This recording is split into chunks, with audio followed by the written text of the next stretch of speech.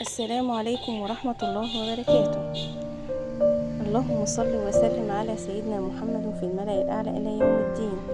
حبايبي أصحابي، ازيكم عاملين ايه؟ يا رب تكونوا بصحة وسلام يا رب دايما. أنا دلوقتي معرفتش أنزل فيديو معاكم امبارح.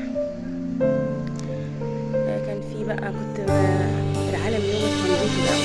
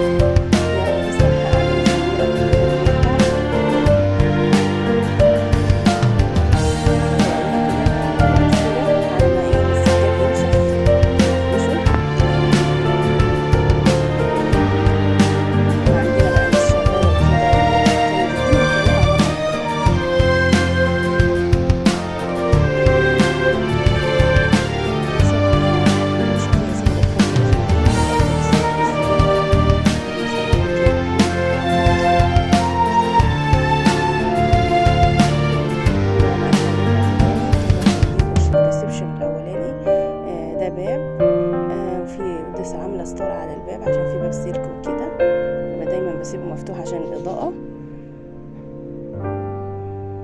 طول ما في نور بسيبه كده متوارب، حتى بالليل بسيبه بردك، بس الستاره نازله كده علشان بردك يبقى ده مدخل هوا وكده.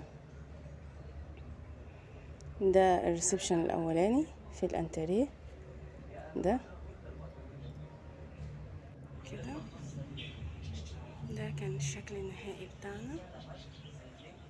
ده الباب التاني بيطلع على السلالم وكده، بس في ناس طبعا ساكنه فوق. ده الريسبشن التاني، عاملاها ركنه بسيطه كده، شبيه ركنه، هي مش ركنه بس عشان فيها تقاطع وكده، تفصيله الركنه يعني. فرشت اي حاجه في الارضيه بقى دلوقتي على ما السجاد بتاعي ينشف. بوريكم دي حجره اطفال، حجره الولاد يعني. روقتها على قد ما اقدر بردك.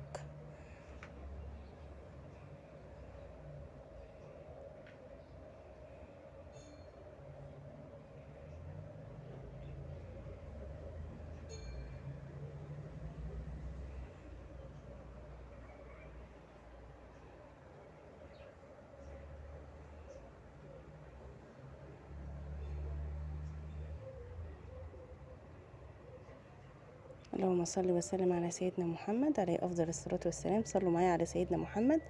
حبايبي اصحابي،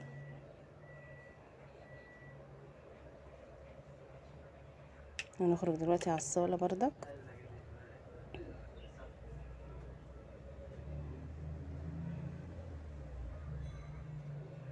طبعا فرجتكم على مطبخي كده، ده الصاج بتاعي وكده، والركن الريسبشن اللي هو فيه الركنه.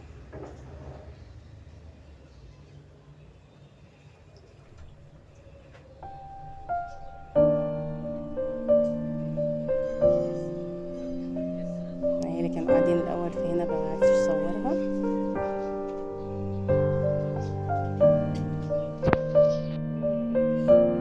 وحبايبي اصحابي، اللهم صل وسلم على سيدنا محمد. اعملوا لي لايك واشتركوا في القناه.